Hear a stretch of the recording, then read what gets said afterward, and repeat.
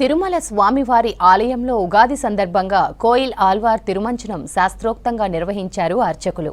ఉదయం ఆలయం మొత్తాన్ని శుద్ధి చేశారు. ప్రధాన ఆలయంలోని ఆనంద నిలయం నుంచి బంగారు వాకిలి వరకు పవిత్ర జలాలతో క్లీన్ చేశారు. శ్రీవారి ఆలయం లోపల ఉపదేవాలయాలు, ఆలయ ప్రాంగణం, గోడలు, పైకప్పు, పూజా సామగ్రిని నీటితో శుభ్రం చేశారు. స్వామివారి మూల విరాటును వస్త్రంతో కప్పివేశారు. శుద్ధి పూర్తయిన తరువాత నామకోపు, శ్రీచూర్ణం, కస్తూరి పసుపు, పచ్చాకు, గడ్డకర్పూరం, గంధం పొడి, కుంకుమ, కీచిలిగడ్డ సుగంధ ద్రవ్యాలు కలిపిన జలాన్ని ఆలయం అంతటా ప్రోక్షణం చేశారు.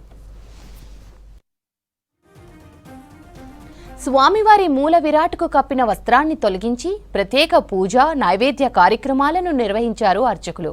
కోయిల్ ఆల్వార్ తిరుమంజనం సందర్భంగా అష్టదళ పాద పద్మారాధన సేవను రద్దు చేశారు ఆలయ అధికారులు. సంవత్సరంలో 4 సార్లు కోయిల్ ఆల్వార్ తిరుమంజనం నిర్వహించడం ఆనవాయితీ. ఉగాది, ఆనివార ఆస్థానం, బ్రహ్మోత్సవాలు, వైకుంఠ ఏకాదశి పర్వదినాల ముందు వచ్చే మంగళవారం ఆలయ శుద్ధి కార్యక్రమాన్ని నిర్వహిస్తారు టీటీడీ అధికారులు.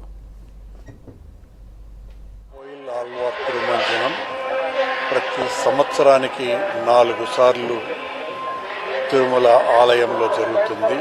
ఈరోజు ఉగాది పండుగ సందర్భాన్ని పురస్కరించుకొని చాలా వైభవంగా టీటీడీ ఉద్యోగస్తులు, అధికారులు అందరూ కూడా కోయిల్ ఆల్వార్ తిరుమంజనంలో స్వామివార్లతో కలిసి పాల్గొనటం జరిగింది.